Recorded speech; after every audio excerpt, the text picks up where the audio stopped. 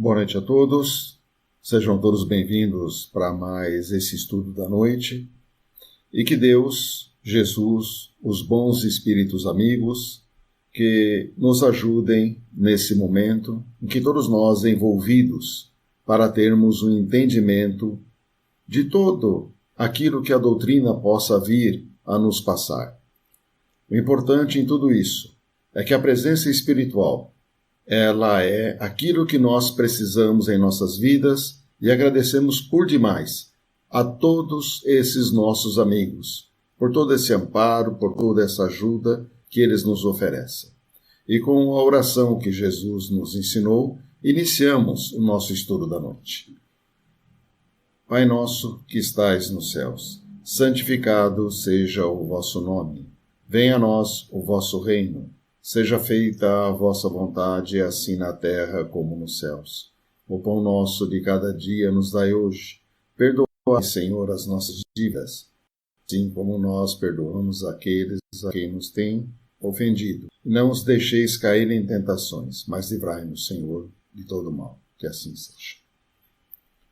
Bom, dando sequência a nosso livro da Gênese, o importante, os milagres e as previsões segundo o Espiritismo.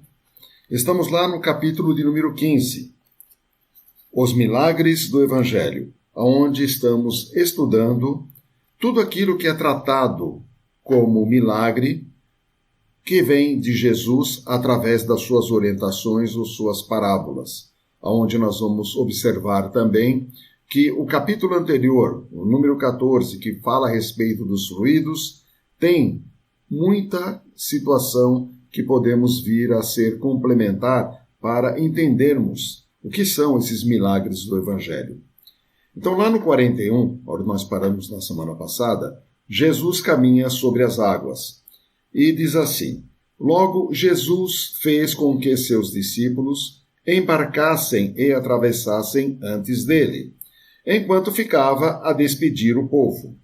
Depois de haver mandado o povo embora, subiu sozinho ao alto de uma montanha para orar, e tendo chegado à tarde, encontrou-se sozinho naquele lugar.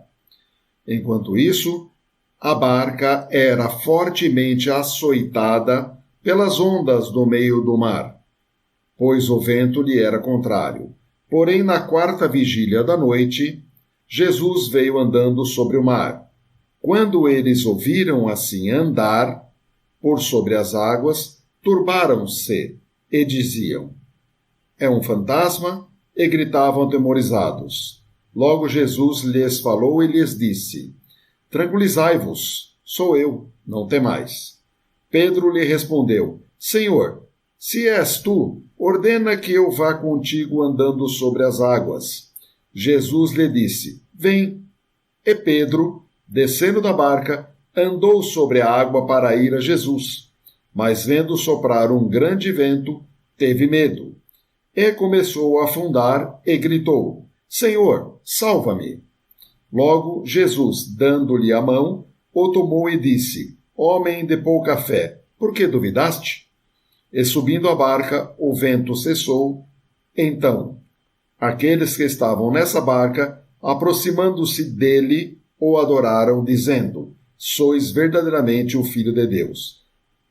Mateus capítulo 14, versículos de 22 a 33. É importante que, como no nosso Evangelho, nós temos sempre esse momento da parábola ou o texto bíblico, que sempre dá um prefácio, dá um início para a instrução dos nossos queridos amigos espirituais. E esse estudo de Jesus, ele é importantíssimo, pois toda a nossa doutrina é lastreada em seus ensinos. Estamos resgatando o início do cristianismo, o cristianismo primitivo, o cristianismo sem o envolvimento dos interesses dos homens, mas sim aquilo que Jesus veio dizer à sua época, com aquilo que os espíritos podem nos orientar a respeito. Então, na orientação dos espíritos é colocado: este fenômeno encontra sua explicação natural nos princípios acima expostos e pede para nós olharmos o capítulo número 14, número 43. Está falando a respeito dos fluidos. A questão das aparições, a questão da materialização, a questão de como se transporta determinadas situações no mundo dos espíritos, a situação também de nós vermos o quanto os espíritos eles envolvem determinados objetos com a sua própria energia, o seu próprio fluido, para poder locomovê-los ou à distância, ou mudá-los de lugar. Então, esse capítulo dos fluidos, ele é de extrema importância para nós, espíritas, médiuns espíritas. E também vamos observar dentro disso a questão de que o fluido cósmico universal é um dos princípios da criação. E vemos isso no cosmos afora. E vemos isso na condição da matéria, que existe tanto em nosso corpo físico, quanto naquilo em que nos relacionamos nesse mundo da Terra. E aí ele continua dizendo, exemplos análogos provam que isso nem é impossível, nem milagroso, pois que está nas leis da natureza. Pode ser produzido por duas maneiras, na explicação dos espíritos. Jesus, mesmo vivo, pode aparecer sobre a água sob uma forma tangível, ou seja, ele pode se materializar. Enquanto seu corpo carnal se encontrava alhures. É a hipótese mais provável. Aí nós vemos o quanto é importante esse ensino dos espíritos, porque eles não afirmam, eles dão como uma hipótese. Eles não têm a pretensão de dizer que Jesus caminhou com o próprio corpo sobre as águas, mesmo que isso tenha uma possibilidade de acontecer, pelo fato do próprio envolvimento do corpo de Jesus frente ao fluido ao qual ele comportava. Poderia acontecer, mas ele dá como hipótese a materialização do corpo de Jesus a partir do momento em que ele está em desdobramento.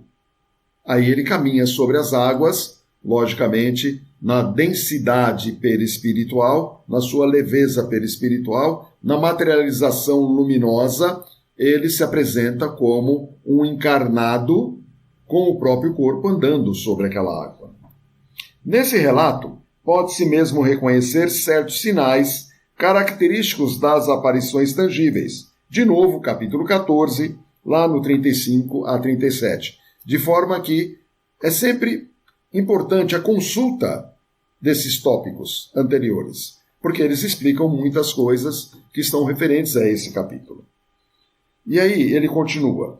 Por outro lado, seu corpo poderia ser sustentado e a gravidade ser neutralizada pela mesma força fluídica, que mantém uma mesa no espaço sem um ponto de apoio. O mesmo efeito tem se produzido muitas vezes sobre corpos humanos. Então nós estamos observando que tudo é possível dentro desse amplo aspecto da materialização, dessa condição dos fluidos estarem se relacionando a todo momento com as condições da matéria, principalmente no campo orgânico do homem. E aí vemos o quanto Jesus detinha toda a ciência do saber a respeito dos seus próprios fluidos e de que maneira podia utilizá-los a seu favor, para poder mostrar aos apóstolos que ele não veio contrariar nenhuma lei, e sim dar prosseguimento a elas. E aí nós vemos isso como um fato importantíssimo para nós, pois a nossa fé é raciocinada. Então não vamos encontrar um fato milagroso frente a essa ação que acontece aqui na própria andança de Jesus sobre as águas. E aí vemos que os próprios espíritos afirmam novamente que mais provável, na hipótese mais provável, é o desdobramento de Jesus. De novo, vamos realçar. Os espíritos, eles não têm a pretensão de saber que determinadas coisas precisam ser afirmadas da maneira que nós gostaríamos que fosse. Mas sim, eles nos indicam que devemos de procurar, através de situações que podem dar ao fato a característica de um raciocínio lógico e que, dentro de uma possibilidade de um efeito da matéria que seja combinante com uma lei da natureza, para que nós pudéssemos estar trabalhando em nossa mente a condição de podermos exercitar o nosso raciocínio sobre situações que são passíveis de análise. Ou seja, não vamos aceitar nada que venha do maravilhoso ou sobrenatural. E lembrando que as questões podem ser dirigidas tanto em áudio como em escrita no nosso próprio canal do WhatsApp do Centro Espírita Irmã Maria. E agora nós vamos lá para a transfiguração. 6 dias, no 43. 6 dias depois, tendo Jesus tomado a Pedro, Tiago e João consigo, os levou a sós com ele sobre uma alta montanha, a um lugar afastado, e ali transfigurou-se diante deles. Enquanto fazia sua oração, seu rosto parecia ser inteiramente outro. Suas vestes tornaram-se brilhantes de luz e brancas como a neve, e de modo tal que não há sobre a terra alvejante que os possa assim tornar brancos. E viram aparecer Elias e Moisés, e conversavam com Jesus. Então disse Pedro a Jesus: Mestre, estamos bem aqui. Façamos 3 tendas. Uma para vós, uma para Moisés e uma para Elias, pois nem sabia o que dizia de tão maravilhado que estava. Ao mesmo tempo, apareceu uma nuvem que os cobriu, e dessa nuvem saiu uma voz que assim dizia: Este é o meu filho bem-amado, escutai-o. Logo, olhando de todos os lados, não viram mais ninguém senão a Jesus, que permanecera com eles. Quando desciam da montanha, ele lhes ordenou a ninguém falassem do que havia visto, até que o Filho do Homem ressuscitasse de entre os mortos. E conversaram secretas essas coisas, perguntando uns aos outros o que queria ele dizer com aquelas palavras, até que o Filho do Homem ressuscitasse de entre os mortos. Marcos capítulo 9, versículos 1 a 9. Interessante, antes da orientação dos Espíritos, é a atitude de Pedro, quando ele fica maravilhado, mesmo estando junto a Jesus, conhecendo os prodígios de Jesus, o conhecimento, a ciência de Jesus, ele ainda se torna aquele maravilhado, fica de boca aberta e não sabe distinguir uma aparição, uma materialização de um ser realmente encarnado, e sabendo que se tratava de Elias e de Moisés, e que só poderia vir a ser uma materialização do campo perispiritual desses espíritos. E aí vemos, na realidade, o quanto faltava a ciência a Pedro, o quanto ele não conhecia das leis, e ainda continuava maravilhado, e ainda também, na questão anterior, do andar sobre as águas, Pedro ainda duvidava muito do que via. Ele não tinha uma fé tão forte, uma fé tão segura, uma fé tão raciocinada, que pudesse vir a ter uma crença absoluta no Mestre. Então ele demonstrava sempre a condição humana de homem encarnado aqui na Terra, de espírito que precisa evoluir ainda, como nós. Então nós somos semelhantes a Pedro e ficamos às vezes muito maravilhados com muitas coisas que acontecem sem um mínimo de análise sobre elas. E precisamos ter uma análise, porque a nossa doutrina, ela demonstra a todos nós que devemos de observar tudo pela lógica e pela razão. E devemos de sempre buscarmos o estudo, principalmente das obras básicas e das obras complementares de Chico Xavier, para que nós tenhamos o devido alicerce para o crescimento espiritual. Nós precisamos disso urgentemente, principalmente nos dias de hoje em que nós vivemos. Que nós somos bombardeados a todo momento de mensagens que vêm com âmbito de serem proféticas, mensagens que vêm marcando datas de fim de pandemia, mensagens que vêm de uma forma a trazer inverdades a todos, de médiuns que às vezes podem estar, de uma maneira ou outra, de boa fé, podem estar envolvidos numa tentativa de ajudar e pecam por excesso, trazendo sem observação muitas situações que não refletem a realidade e que não estão muito dentro do crivo da lógica da razão. E nós falamos, lá no tópico 225 do Livro dos Médiuns, é importante relembrarmos, porque nessa situação de estarmos bombardeados a todo momento de mensagens proféticas, mensagens reveladoras, mensagens do Apocalipse, nós precisamos ter uma análise mais criteriosa. Precisamos observar e sabemos que no campo das mensagens mediúnicas, o nome pouco importa. O que vai importar para todos nós realmente é a essência da mensagem.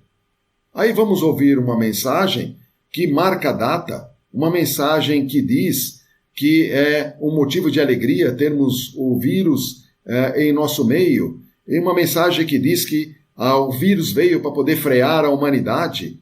Deus tem muitas maneiras de poder operar as suas leis. E, logicamente, as suas leis elas são divinas. E, sendo divinas, ela acontece por efeito natural dentro do processo da realização do crescimento do homem.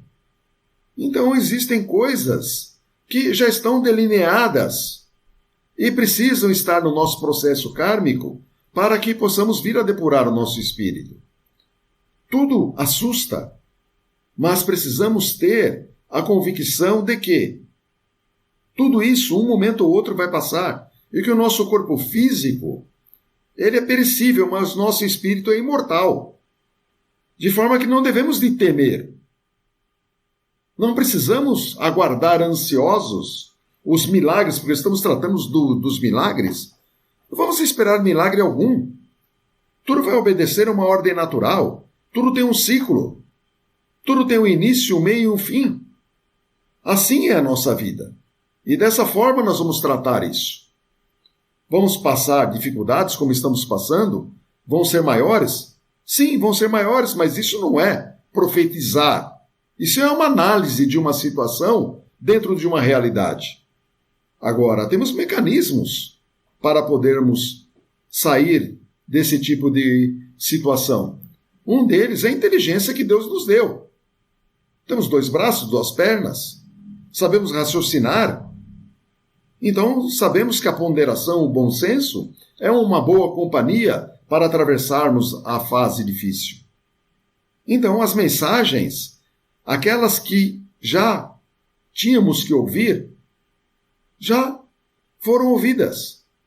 Os livros que temos que estudar estão aí.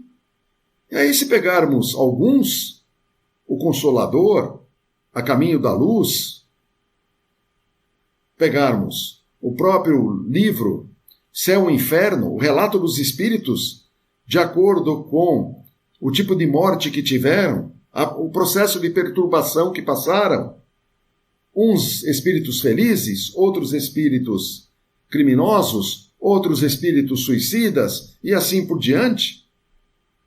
Tudo que nós precisamos está ali. Já está delineado. Jesus mesmo nos passou a bem-aventurança da aflição, que é o nosso atual estado da nossa humanidade. Agora, nós sabemos que nem todos os aflitos são os endereçados da bem-aventurança. A aflição, ela pertence a esse mundo, mas o aflito precisa ter a sua contrapartida. Ele precisa ter fé, ele precisa confiar, ele precisa realizar, ele precisa arregaçar as mangas, ele precisa entender o porquê e o para que ele sofre. ele precisa ter um entendimento interior, ele precisa ter a renúncia, ele precisa ter a submissão, ele precisa ter a humildade. Esse sim é o aflito, que sabe da sua real situação. Aquele que não espera o milagre, mas que sabe que seu esforço e sua vontade são determinantes para a realização da sua própria vida nesse contexto encarnatório. E se preparar, de fato, para quando chegar o momento da volta à pátria espiritual. Estar pronto para isso. Nós precisamos estar pronto. E sempre falamos, os Espíritos nos alertam a todo momento que precisamos nos preparar para a nossa morte. Que temos que entender que precisamos, nessa preparação, estarmos aptos. Ou seja, precisamos ter uma boa morte. Agora nós vamos nos acovardar frente à morte? Aquele que crê na vida superior, espiritual, ele não se acovarda ao seu momento, porque esse momento vai chegar, querendo ou não querendo. O apelo da morte, ele é irresistível. A morte, quando ela chegar, ela vai abrir os braços e nós vamos ao encontro dela. Temos que ter esse entendimento. Não podemos nos furtar a isso. Ninguém vai ser Matusalém aqui. Não existe a ideia de Matusalém para nós. Então, nós temos que estar aptos para sermos o aflito ao qual Jesus promete a bem-aventurança, sermos o bom espírita, quando observamos o capítulo 17, Sede Perfeitos, o homem de bem, no Evangelho segundo o Espiritismo, e vermos Emmanuel trazendo suas mensagens consoladoras através das mãos dadivosas de Chico Xavier, que é um espírito ímpar, que depois de Jesus podemos entender que ele é o emissário de Deus. E ele veio também da esfera crística, pois ele também caminhou junto com Jesus, sendo um apóstolo dele. Ele caminhou na figura de outros santos da história, e que são conhecidos, e que traz, através da sua vivência agora para nós, a questão do amor, a questão de como ser médium. Veio por amor nos mostrar a como devemos nos comportar. Por isso que Deus, na sua extrema bondade, ele sempre envia o consolo para nós, através desses espíritos maravilhosos que estão a todo momento encarnando sobre a Terra, nos orientando. Então que tenhamos ouvidos para ouvir, que tenhamos olhos para ver. Precisamos estudar, precisamos aprender. Vamos a uma pergunta agora. Então, Marcos, aí entra a questão transfiguração e materialização. Transfiguração é quando um corpo ele se transforma em qualquer coisa, não é isso? Já a aparição é que apareceu outros ali junto com Jesus. O que não está muito claro nesse trecho é, eles apareceram ali, ficaram os três juntos com Jesus, ou o corpo de Jesus deu a aparência de Jesus, depois de Moisés e Elias? A gente pode notar, depois ele vai explicar aqui no texto, que é mais ou menos isso. Então nós vamos ver a luz imensa, a luz intensa, e Jesus, na sua irradiação, plasmando ao perispírito deles essa aparição. E é por isso que, chamada de transfiguração, mostrando, ao mesmo tempo, Jesus, ora sendo Elias, ora sendo Moisés, e ora sendo Jesus mesmo. Então nós vamos ver um misto em tudo isso, porque Jesus é o detentor da energia. Jesus que permitiu toda essa aparição. E é por isso que dá-se o nome de transfiguração. Mas vamos ao texto e vamos ver o que nós vamos conseguir ver o que ele explica para chegarmos a um ponto em comum. Lá no 44. É ainda nas propriedades do fluido perispiritual que se podem encontrar as razões desse fenômeno. Então, de novo, ele está falando do fluido. A transfiguração é explicada no capítulo 14, número 39. Então, ele pede para a gente ir lá no 14, 39. É um fato bastante comum, que, por consequência da irradiação fluídica, olha que interessante, pode modificar a aparência de um indivíduo. Porém, a pureza do perispírito de Jesus podia permitir a seu espírito dar-lhe um brilho excepcional. Então, nós vamos ver as situações que aqui aparecem distintas, mas que, na exceção, vamos dizer assim, do brilho excepcional de Jesus, vamos ter essa condição de Jesus se mudar, se aparentar ou dar condição, da melhor maneira dizendo, de dar a condição para aquele espírito de Moisés, espírito de Elias, venham a aparecer e de uma forma talvez simultânea ou individual a cada tempo. E continuando. Quanto à aparição de Moisés e de Elias, ela entra inteiramente no caso de todos os fenômenos do mesmo gênero. De novo, no capítulo 14, 35 seguintes. De todas as faculdades que se revelaram em Jesus, não há nenhuma que esteja fora das condições da humanidade. Então, tudo pertinente às leis da natureza, às leis que regem o nosso ciclo aqui do planeta Terra. E que não seja encontrada no comum dos homens, pois elas estão na natureza, mas pela superioridade de sua essência moral e de suas qualidades fluídicas. De novo, essência moral, qualidades fluídicas. Jesus diz que nós podemos fazer muito mais do que ele fez. E, dentre o conhecimento e esse amadurecimento moral, espiritual, nós vamos conseguindo despertar capacidades adormecidas em nós, principalmente nessa qualificação dos fluidos, onde vamos poder trabalhar esses fluidos de uma forma intensa como Jesus trabalhava. Então, temos um longo caminho a percorrer, mas nós vamos conseguir chegar lá.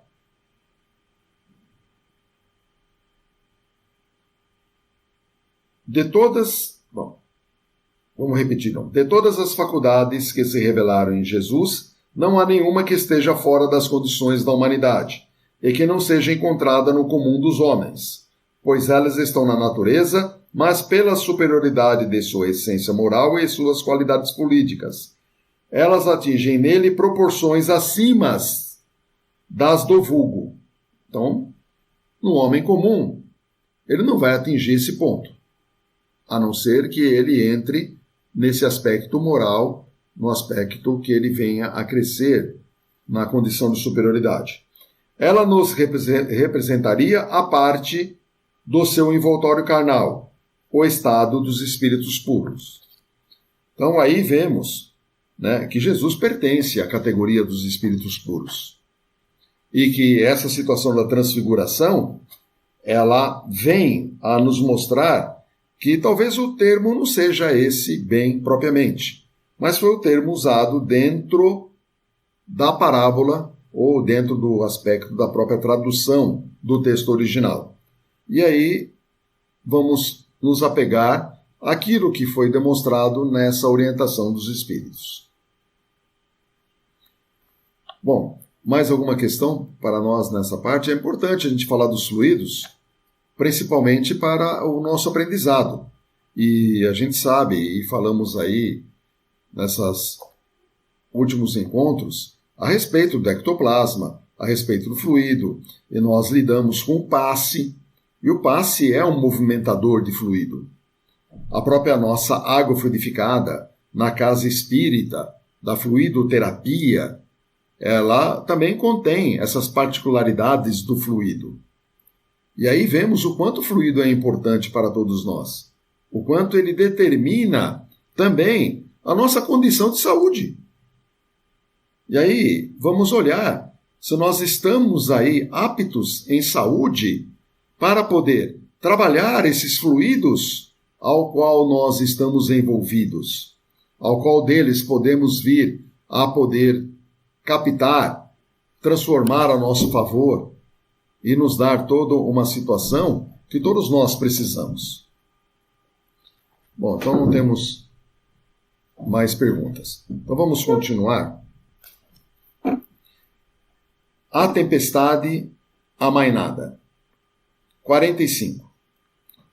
Um dia, estando sobre um barco com os seus discípulos, disse-lhes: passemos à outra margem do lago. E, pois partiram, enquanto passavam, ele adormeceu. Então, um grande turbilhão de vento veio de súbito abater-se sobre o lago, de modo que seu barco se enchia de água, e eles estavam em perigo. Aproximaram-se dele e o despertaram, dizendo-lhe: Mestre, nós pereceremos. Jesus, levantando-se, falou com ameaça às ondas agitadas, e elas se amainaram, e fez-se uma grande calma. Então eles lhe disse: Onde, pois, está a vossa fé? Porém, eles, cheios de medo e de admiração, diziam uns aos outros: Quem é, pois, este, que ordena desta maneira as ondas e aos ventos, e eles lhes obedecem? Lucas capítulo 8, versículo 22 a 25. Interessante, quando Jesus coloca aqui para todos nós a questão da fé, a questão da calma, a questão da tranquilidade. E, de novo, quando ele fala para os discípulos, ele está falando para nós, porque também nós somos discípulos de Jesus. Aonde está a nossa fé? Aonde está naquele momento difícil, no momento da ameaça, no momento do perigo? Aonde está a nossa fé? Esse questionamento ele não foi colocado à toa aqui. Jesus, de uma maneira proposital, colocou isso. A mesma sociedade de 2000 anos atrás, ela é idêntica à de hoje. Não tem diferença alguma. O homem, quando se vê ameaçado, quando ele está em perigo, ele não consegue manter a calma. Ele não consegue usar o raciocínio, o bom senso. Ele age pelo ímpeto. Ele não consegue trabalhar o que ele sabe, os valores de conhecimento que ele tem. São situações que todos nós temos que estar preparados para elas. Quando nós vamos sair de casa, nós olhamos normalmente a previsão do tempo. A nossa inteligência nos permite, dentro dessa previsão, saber se vamos levar um agasalho, saber se vamos levar um guarda-chuva, sabemos se vamos vestir um calçado mais adequado, emborrachado. Se nós vamos sair de carro, nós vamos ver probabilidades de termos dificuldades pelo caminho. Então planejamos tudo isso. Então, dentro do nosso campo de intuição, temos uma ajuda dos conhecimentos anteriores, ou dos conhecimentos já vividos em tempestades passadas, ou em previsões de tempo passado, e nos preparamos para o dia. Se nós sabemos que em determinado caminho tem uma possibilidade de uma enchente, e nós não desviamos, se chegarmos a esse embate com a enchente, temos que ter calma. Temos que buscar a melhor solução, a melhor saída. O que não podemos é nos desesperar e queremos atravessar o ponto de alagamento porque temos um compromisso inadiável à frente, ou porque queremos chegar à nossa casa com segurança o mais rápido possível. Erramos. Fomos de encontro àquele lugar. Sabíamos que não devíamos de ir. E depois a lamentação, os gritos, o nervosismo, o desespero. Até quando nós vamos negligenciar a nossa inteligência? Os nossos valores, aquilo que está dentro de nós, de experiências. Foi apenas um exemplo comum, cotidiano do nosso dia a dia. Agora vamos levar isso mais a fundo. Um conhecimento da doutrina espírita, o conhecimento aprofundado dos livros da codificação, dos livros de Chico, o verdadeiro comportamento de ser espírita. Numa situação difícil, vamos saber resolver. Não vamos nos desesperar. Não vamos ser chamados por Jesus como homens de pouca fé. Esses homens estavam com ele e temiam, vacilavam. Nós estamos com Jesus nos livros. Ele caminha conosco nos livros. Não tem um só dia que nós não lemos alguma coisa ou vemos alguma coisa que não faça referência a Jesus. E mesmo assim, nós somos homens de pouca fé. Ele do lado dos apóstolos e nós do lado dos livros. A mesma situação. Mais uma pergunta. É interessante, mas remete mesmo nessa ideia do confiar. Se o mestre estava ali, estava quieto, os apóstolos deviam confiar, já que eles estavam diante do mestre. Realmente é falta de fé. Mas se nós transformarmos isso para nossos dias de hoje, falando em fé, eu acho que está havendo algumas distorções quanto à fé. Alguns religiosos, alguns segmentos religiosos, criticando o confinamento, os cuidados que a sociedade está tendo para evitar o contágio, em grande quantidade, ou seja, se propagar por toda a população. Há limites, né? Fé é acreditar que Deus provém em sempre e que nós devemos confiar, mas nós temos que ter as nossas atitudes também, já que estamos vivendo essa situação, nós temos que buscar meios para superar essas dificuldades, ou não. Ou a fé, conforme alguns colocam, é o suficiente, você não precisa ter esses cuidados com, no caso aí do coronavírus, que está atingindo o mundo inteiro. Sócrates dizia que ele só sabia o que ele não conhecia, ou ele só sei que nada sei. Ele dizia assim. E nós vemos hoje a medicina se portando dessa maneira. Com todos os recursos que tem, com todos os gênios da ciência que tem. E o que acontece? A única informação que nós temos é a higiene. É o distanciamento. No momento, é o que temos para nos protegermos. E, logicamente, a fé ela é importante porque, dentro de medidas que são lógicas e racionais, nós podemos exercitar a nossa fé nessas medidas.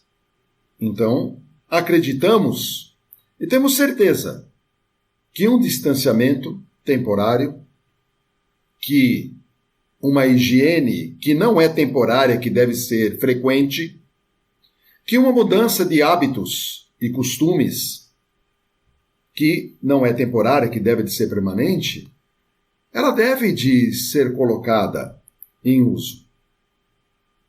E tudo isso tem custo.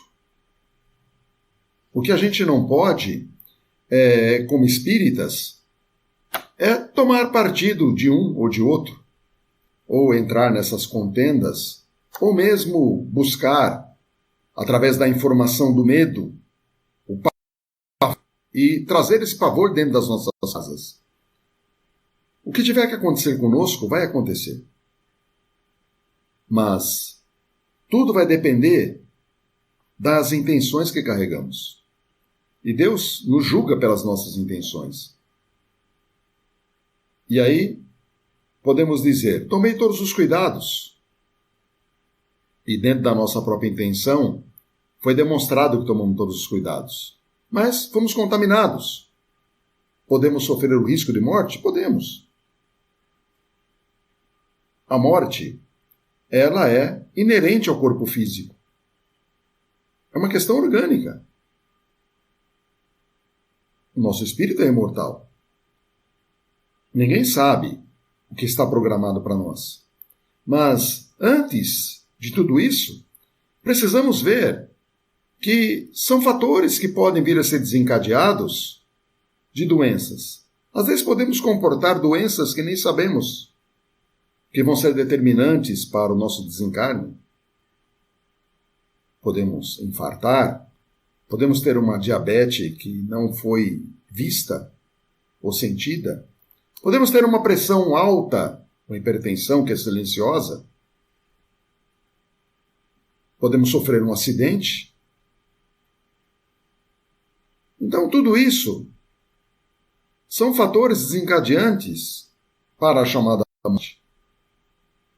Então, não podemos ter medo de desencarnar por um vírus, por um infarto, por um derrame.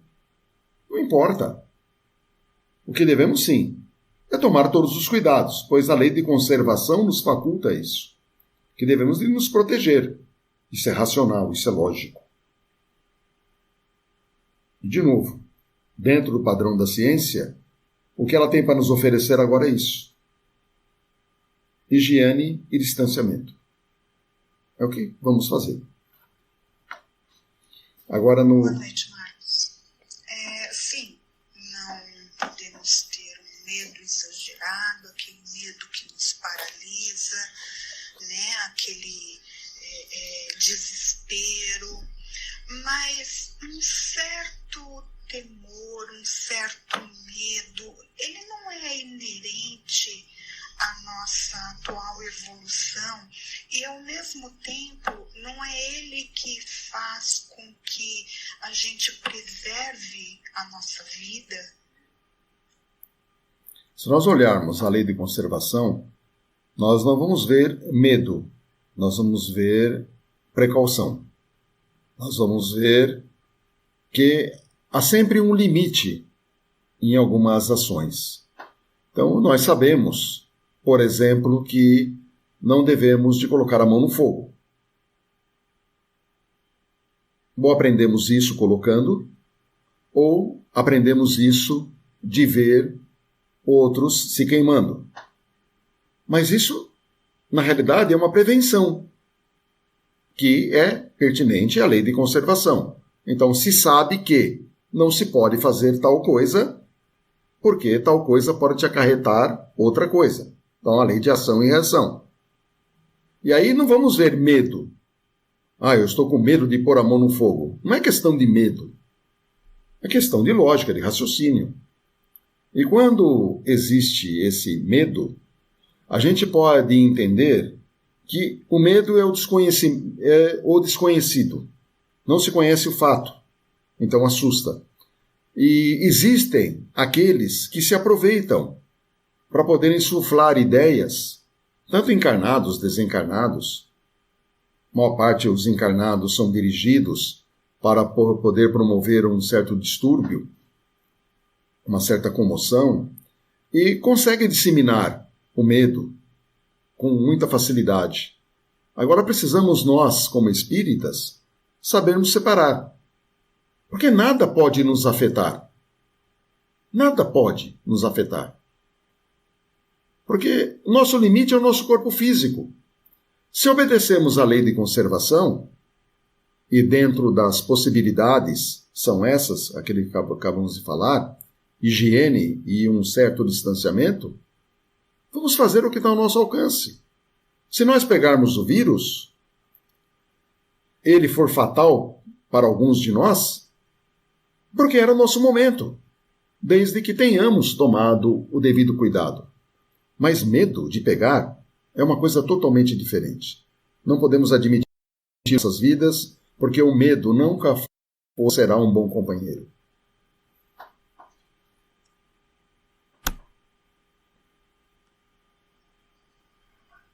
Em relação a esse vírus, eu queria perguntar sobre aqueles fatos que a gente já cansou de ler sobre mortes coletivas, né, onde estavam sendo esperados todos aqueles espíritos.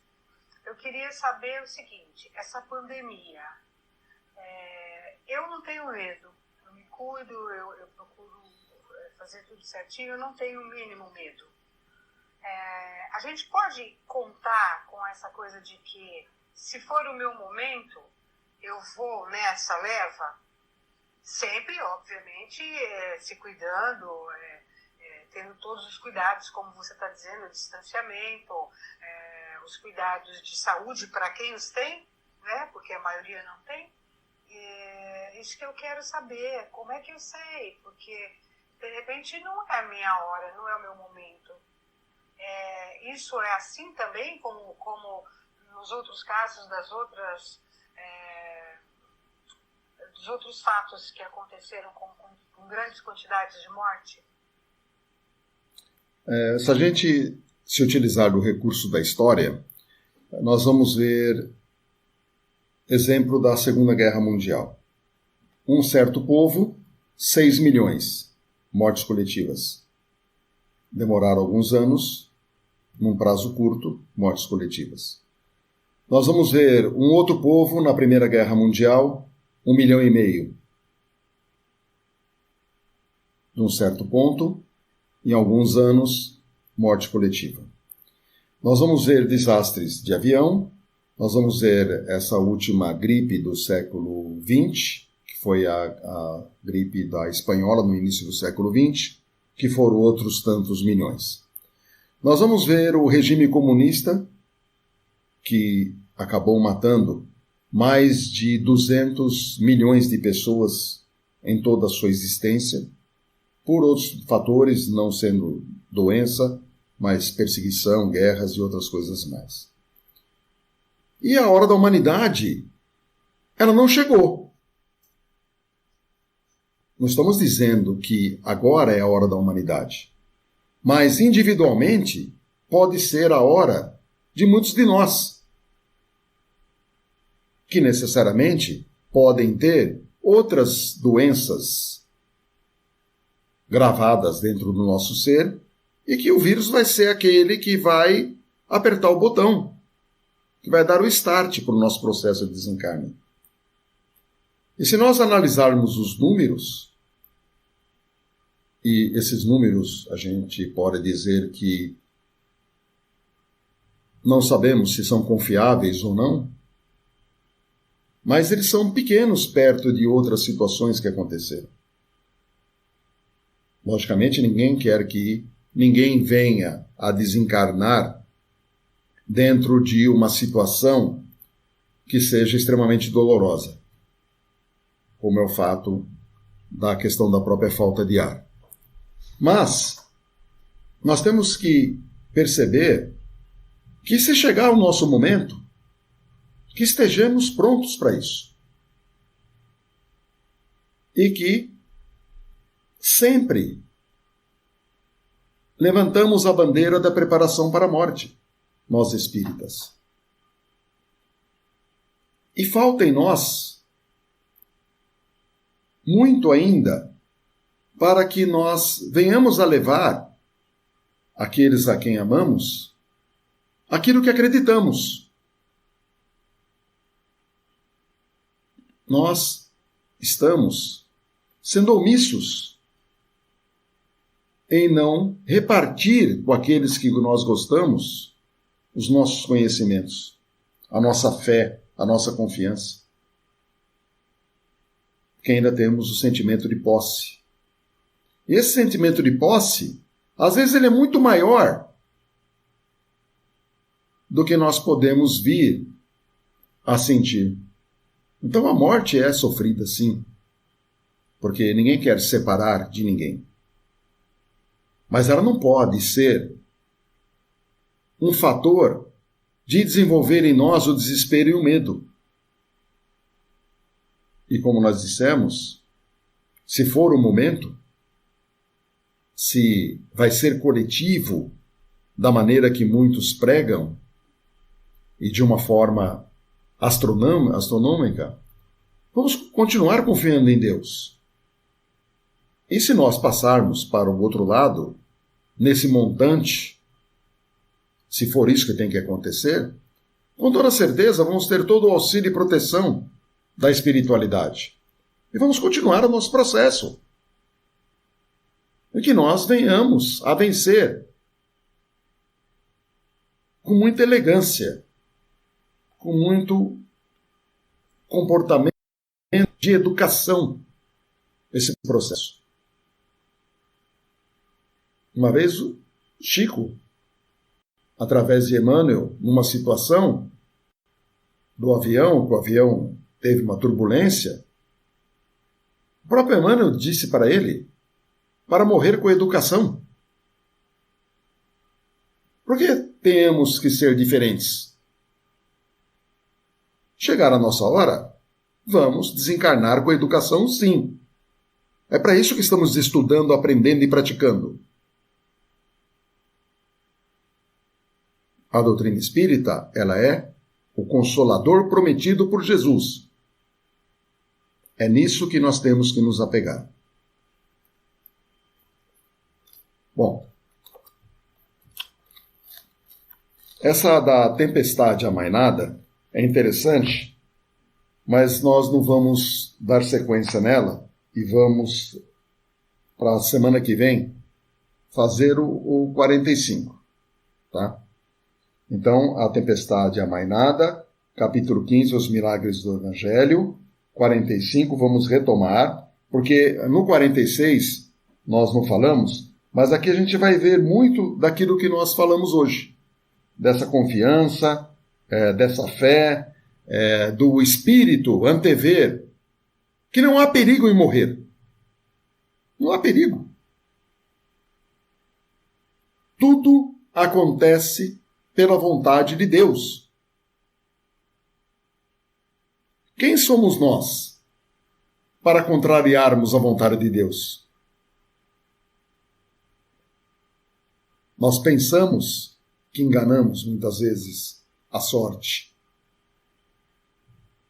Na realidade, nós vivemos dentro de leis que são divinas, e essas mesmas leis divinas é que direcionam as nossas vidas. Queiramos ou não,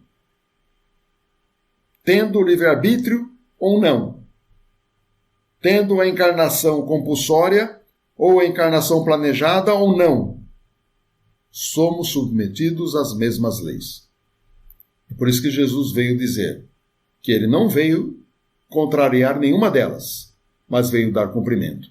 E é por isso que ele encarna como qualquer um de nós encarnou. Vem pelo processo da concepção, passa pela divisão embrionária, é feto, a mãe tem o período gestacional e o nascimento, que nós comemoramos.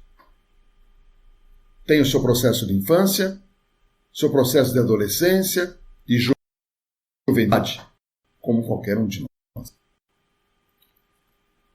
Então vamos agora